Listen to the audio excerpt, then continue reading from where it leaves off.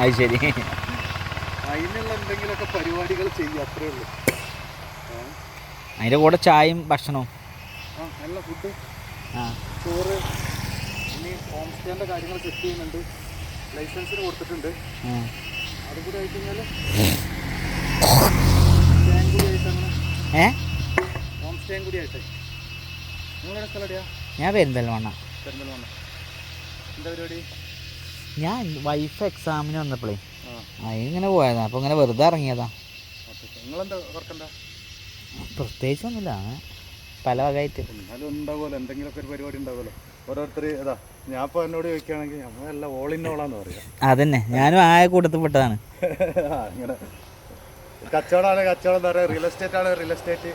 ഇത് പിന്നെ നമ്മളൊരു പാഷനാട്ടോ, അതായത് ചെടികളോടും ഇതിനോടൊക്കെ ഉള്ള. എനിക്ക് കുറച്ച് മുന്നേ ഉണ്ടായിരുന്നു ഈ ഭ്രാന്ത്. അതൊരു രസമാണ്. ആദ്യം ഉണ്ടായിരുന്നു ഇങ്ങനത്തെ ഒരു ഭ്രാന്ത്, അല്ലാന്ന് ഇപ്പല്ല. ഇനി അവിടെ ഞാൻ എന്താ നടുക എന്നുള്ളത് ഇങ്ങനെ ആലോചിച്ചു. എവിടെ? അവിടെ ഐക്ക് പകരം അവിടെ ആ ചേമ്പിൻ്റെ കുറേ ഉണ്ട്, നല്ല കളർ ചേമ്പുകൾ.